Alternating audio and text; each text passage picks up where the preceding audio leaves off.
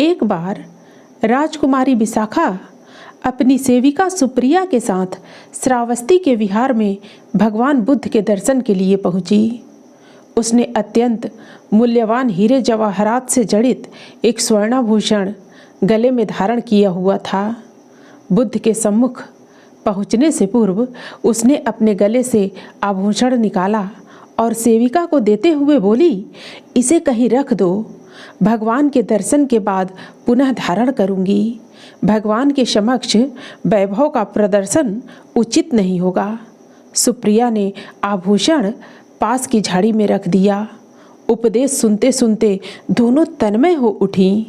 उन्हें ध्यान ही न रहा कि आभूषण झाड़ी से उठाना है और वे उसे बिना लिए ही राजमहल लौट गईं। सायंकाल भ्रमण के दौरान बुद्ध के शिष्य आनंद ने वह हार झाड़ी में पड़ा देखा तो उन्होंने एक भिक्षु को राजमहल भेजा। उसने विशाखा से कहा कि वे विहार से अपना हार मंगा लें। यह सुनकर विशाखा ने उनसे कहा, वह आभूषण भगवान बुद्ध का सानिध्य पाकर पावन हो उठा है। अब उसका उपयोग इस नश्वर शरीर के लिए नहीं किया जा सकता। उसे बेचकर मिलने वाले धन का सदुपयोग जनहित के कार्यों में किया जाए।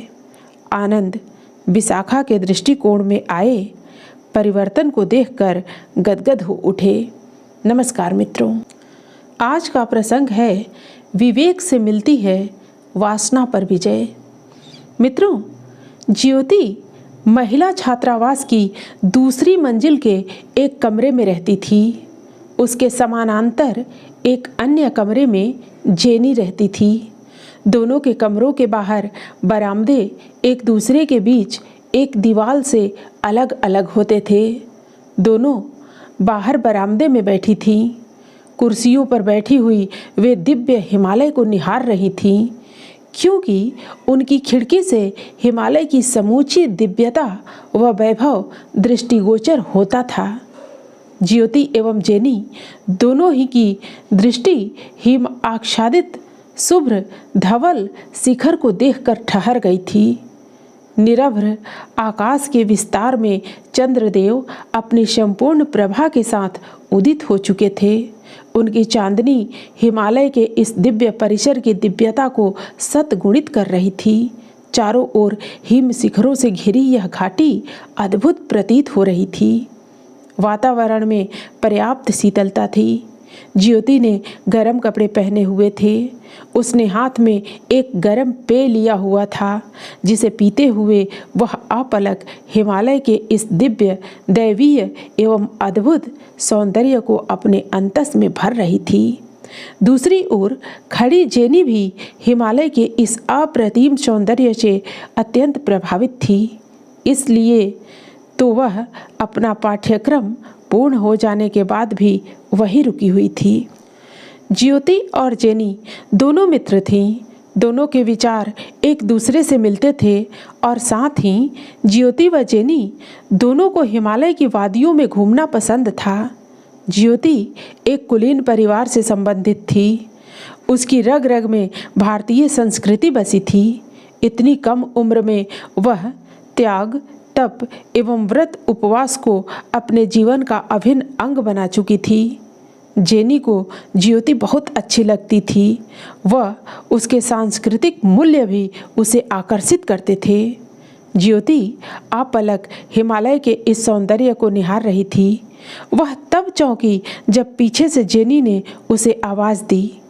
जेनी ने कहा, ज्योति, मैं भी तुम्हारे साथ बैठकर ध्यान करना चाहती हूँ। तुम्हें कोई एतराज़ तो नहीं? यदि तुम्हारे मौन में कोई व्यवधान न हो तो मैं तुम्हारे पास बैठ सकती हूँ। इतना कहकर वह ज्योति के बगल में खड़ी हो गई। दोनों ही एक दूसरे की भावनाओं का पर्याप्त सम्मान करती थीं। यही तो प्रगाढ़ संबंधों का आधार है। ज्योति ने कहा, हाँ हाँ, यहाँ अवश्य बैठो। आओ, साथ बैठकर हिमालय की इस दिव्यता का आनंद उठाते हैं। जेनी के मन में कई दिनों से एक प्रश्न उभर रहा था और उसके पास इसका कोई समाधान नहीं था। उसे विश्वास था कि ज्योति अवश्य ही उसका समाधान करेगी। जेनी ने कहा, ज्योति, मेरे मन में एक प्रश्न है, क्या तुम इसका समाधान कर सकती हो? ज्योति आत्मीयता से बोली, क्यों नहीं, मेरे पास इसका समाधान होगा तो अवश्य करूंगी। जेनी ने पूछा, वासना का अंत कहाँ है? कैसे वासना को संयमित एवं नियंत्रित किया जा सकता है? किस विधि से यह संभव है? ज्योति इस प्रश्न को सुनकर अपने अतीत की उन यादों में चली गई जब उसके दिवंगत दादाजी ने कुछ ऐसे ही प्रश्न का उत्तर दिया था। ज्योति अपने दादाजी की ही बातों को बताने लगी। ज्योति ने कहा, वासना अंतहीन है, उसका कोई अंत नहीं है। वासना तृप्ति का भरोसा दिलाती है, लेकिन अतृप्ति को और गहरा करती है। इसलिए वासना के पीछे भागने के लिए आँखों का बंद होना जरूरी है। इसके लिए मैं तुम्हें एक कीड़े का जीवन चक्र बताती हूँ। एक विशेष प्रकार के कीड़े होते हैं जो अपने नेता कीड़े के पीछे चलते हैं। यदि इन कीड़ों को एक गोल थाली में रख दिया जाए तो ये सब इस थाली की गोलाई में चलने लगते हैं। जहाँ से चले थे वहीं पहुँच जाते हैं। फिर से वे वहीं से चलना शुरू कर देते हैं और बार बार वहीं पहुँचते हैं। ज्योति बोली, जेनी, वासनाओं के पीछे भागते हुए व्यक्तियों की दशा भी कुछ इसी तरह की है। मौत से पहले वे कभी नहीं जान पाते कि जिस मार्ग पर वे हैं उस मार्ग का कोई अंत नहीं है। वह एक वर्तुल है जिसकी कोई मंजिल नहीं है। यह कहीं नहीं पहुंचता।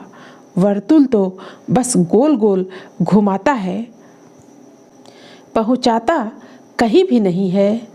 जो वासनाओं के पीछे दौड़ रहे हैं वे भी बस उसी तरह गोल गोल चलते जाते हैं। वे यह विचार भी नहीं कर पाते कि वासनाओं का अंत नहीं है, ये कहीं नहीं पहुँचेगी। घूम फिरकर हम वहीं उन्हीं वासनाओं में अटक जाते हैं। जेनी ध्यान से ज्योति की बात सुन रही थी। ज्योति की बातें उसके प्रश्न का समुचित समाधान कर पा रही थीं। उसकी निगाहें बीच बीच में हिम आच्छादित शिखरों पर चली जाती थीं जो चंद्रमा के प्रकाश में नहा उठे थे। ज्योति तो इन धवल शिखरों को अपलक निहार रही थी। जेनी ने कहा, ज्योति, इस वासना पर कैसे विजय पाई जा सकती है? ज्योति बोली, वासनाओं के पीछे चलकर भला कब कौन कहाँ पहुँचा है? इस राह पर न तो तृप्ति है, न तुष्टि और न ही शांति। कम ही ऐसे सौभाग्यशाली होते हैं जो अपनी मृत्यु से पहले इस भटकन से उबरकर विवेक का अनुसरण करने लगते हैं। विवेक ही एकमात्र समाधान है वासना का। विवेक हो तो वासना कहीं नहीं ठहर पाती है। जो आंखें खोलकर चलने का साहस करते हैं वे अपने ही आप विवेक को पा जाते हैं। और जब विवेक की प्राप्ति, उपलब्धि एवं अनुभव हो जाता है तब विवेक के सम्मुख वासना की सारी अतृप्ति वैसे ही भाप बनकर उड़ जाती है जैसे सूरज की तपन में ओस के कण उड़ जाते हैं। वासना में अतृप्ति, असंतुष्टि और अशांति के सिवाय कुछ नहीं मिलता और विवेक में ठीक इसके उलट तृप्ति, तुष्टि एवं शांति का खजाना भरा हुआ है। विवेक ही वासना का एकमात्र समाधान है। विवेक को जागृत करके ही वासना पर विजय पाई जा सकती है। निरभ्र आकाश में चांद ढलने लगा था। ज्योति के इस विवेकपूर्ण समाधान से जेनी के सारे प्रश्न विलीन हो चुके थे। जेनी ज्योति की ओर देखते हुए बोली, ज्योति, तुम्हारे इस समाधान रूपी उपहार के बदले मेरे पास देने के लिए कुछ भी नहीं है। ज्योति ने कहा, जेनी, विवेक को जागृत करने का प्रयास करो, इसी के अनुरूप चलो, वासना से विवेक की ओर बढ़ो, यही मेरे लिए सर्वोत्तम उपहार होगा। इतना कहकर दोनों अपने अपने कमरे में चली गईं। रात गहरी हो चुकी थी पर आज जेनी के अंतर्मन में विवेक रूपी चंद्रोदय हो चुका था। मित्रों, फिर मिलते हैं अगली प्रस्तुति में नए प्रसंग के साथ। धन्यवाद।